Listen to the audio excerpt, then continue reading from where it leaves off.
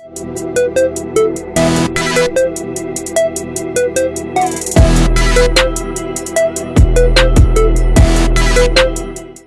back to another whiteboard chat, and today we're going to talk about histamine. So histamine is something that most people associate to common allergies or seasonal allergies or things of that nature. It goes a lot further than that in what it does and how it affects you. So I wanted to talk about a few things primarily: what histamine is, what it does, histamine intolerance, histamine metabolism, and why it might be something to pay attention to. So first off, histamine, actual issues with histamine metabolism and histamine intolerance aren't super common. I know if you were to go online and look up histamine, they make it seem like it's a really, really common thing when it comes to perhaps like digestive issues. And I would say that it's probably not. So that's not to say that it can't happen. I definitely run into it in some of the consults that I do as a primary or secondary issue, but I wouldn't say that it's super common. So don't freak out and think that you maybe automatically have a histamine issue. However, it can be a compounding thing. So it can be compounding from multiple factors. If you are someone that has allergies and you have a histamine issue from that, and then you have a histamine overload from your diet and other factors, then yes, it can definitely be an issue. Probably no coincidence that the folks that I see that have histamine related problems usually have allergies and things like that. So just keep that in mind. So what is histamine? Histamine is a compound that's released from different cells in the body as inflammatory response, immune response, and also as part of the digestive process, primary functions. Does a few things. So it is a neurotransmitter, can be considered a neurotransmitter, help with CNS and brain function, digestion. Part of what it does here is signal gastric acid release, so it is important in protein digestion. All right. We eat high protein, so histamine is important for this population especially. Immune function, it's very heavily involved in immune function to help with capillary permeability to white blood cells. This is going to help with the ins and outs of these cells and releasing certain chemicals and performing certain immune functions towards different pathogens, all right? Inflammatory mediator. It is big in inflammatory response. When you are overloaded with histamine, you probably have high inflammation. So it's involved with other inflammatory mediators like cytokines, things of that nature that I've talked about in the inflammation video. So go and check that one out. So histamine intolerance. What is it? Why do we need to know about it? Well, few things. Let's talk about where histamine comes from, for one, and let's talk about how it might affect you negatively. So first off, histamine is produced by cells in the body in response to, all these things that I talked about. And for those reasons, it's not a bad thing in that regard. We need it. We talk about injury or insult or allergies or anything like that. There has to be a push-pull system to maintain homeostasis. We need an inflammatory response. We need histamine response. We need those things to keep everything balanced. Too much of a good thing becomes a bad thing, potentially. We can also get histamine from foods, all right? So this is where, when I talk about total histamine load, that it gets a little bit tricky, because if we just look at histamine production because of maybe an allergy, well, we're really missing out on a lot of other components. So when we're looking at someone that has histamine intolerance or some kind of symptoms, and symptoms would be things like unexplained headaches, rashes, maybe body temperature changes, aches, pains, lethargy.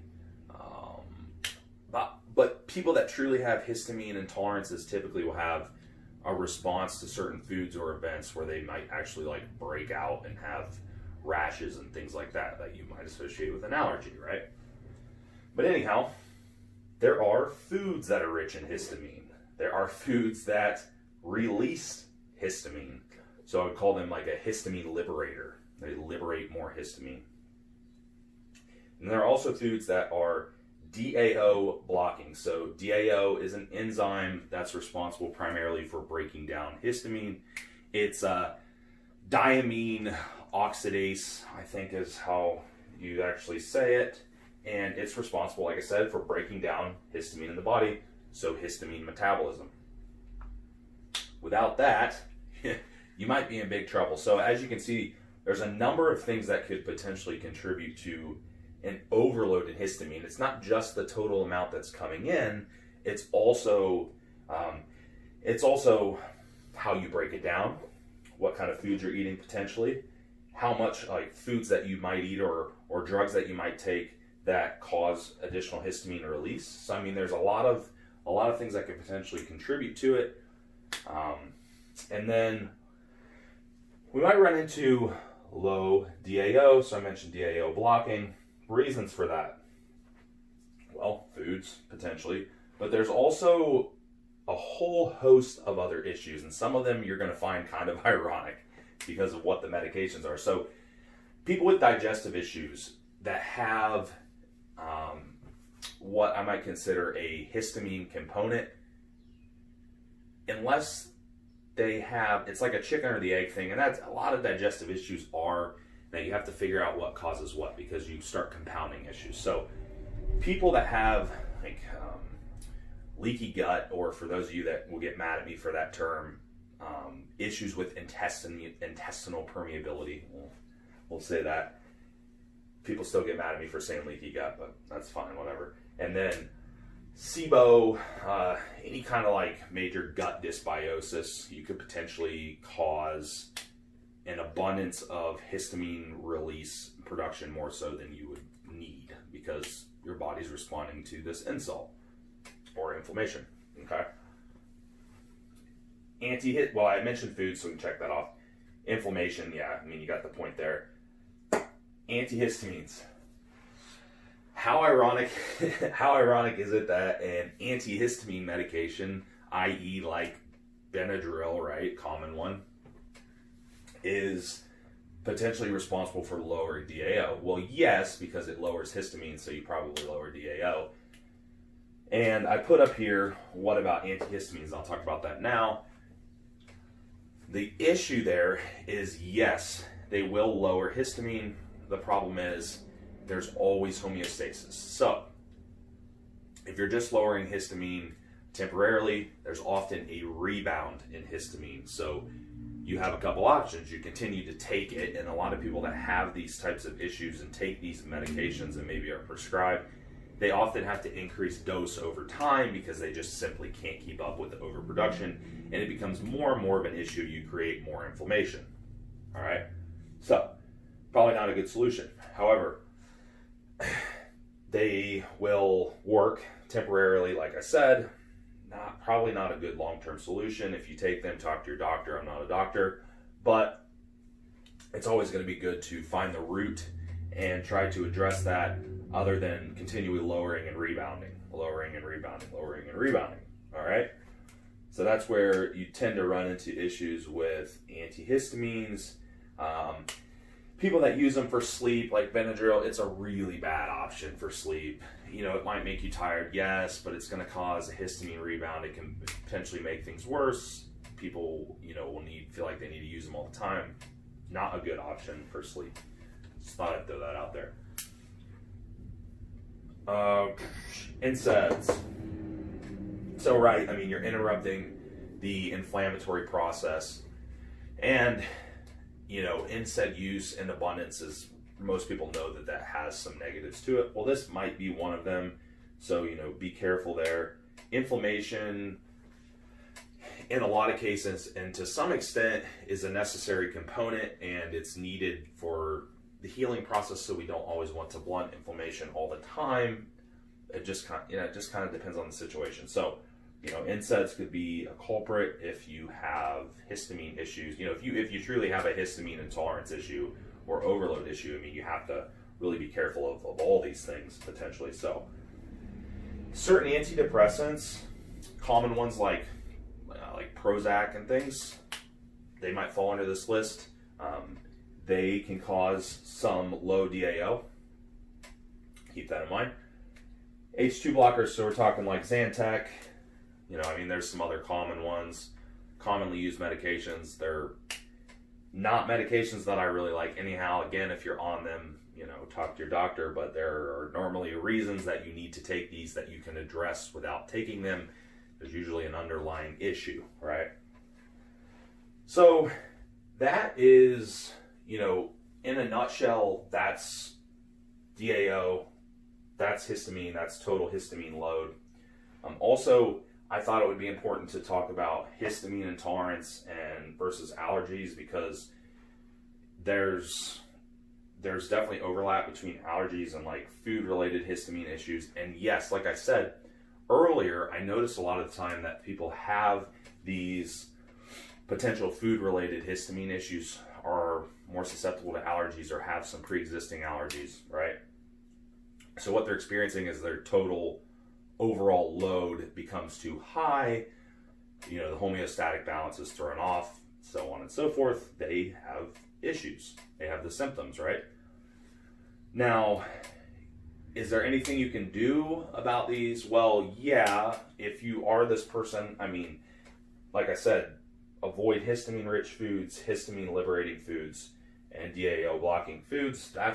Dietarily, that's what you can do.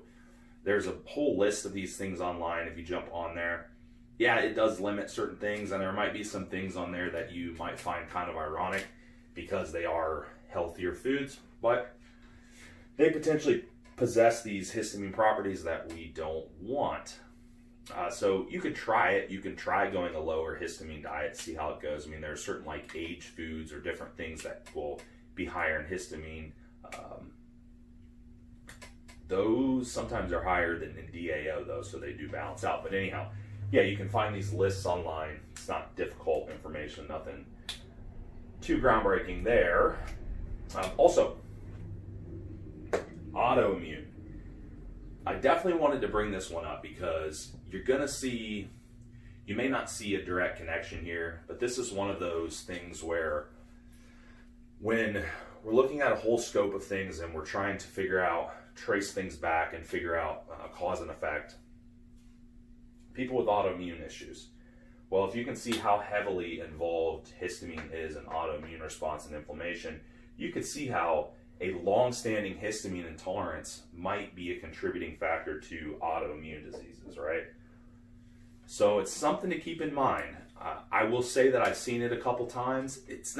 This stuff's not always the easiest thing to figure out because you really need to know what you're looking for. But it's, again, kind of process of elimination. When you have something that's so heavily involved in immune response and it's constantly being triggered and triggered and triggered, you might run into an autoimmune issue. I've seen this in some literature and articles and things connected to like Graves' disease and Hashimoto's and things like that.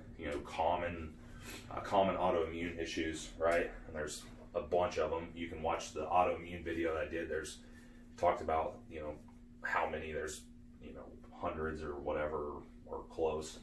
So yeah, potential connection there that you might want to look for if you're in an autoimmune disease situation. But that's histamine in a nutshell. Again, when we talk about stuff like this, there's a lot of things that could potentially interact with and a lot of downstream effects that could be negative, but could be positive. I don't tell you this stuff to make you want to go out and get on a low histamine diet and take DAO enzymes and all this stuff, but it might help somebody. There might be somebody that's in this situation and they might want to try it and see if it helps them. And most people that are normal histamine levels, if they try a lower histamine diet, it's not going to hurt anything. It probably won't help at all. So that's probably not your issue, but it might help somebody. So I hope that's useful. And we will talk to you next time.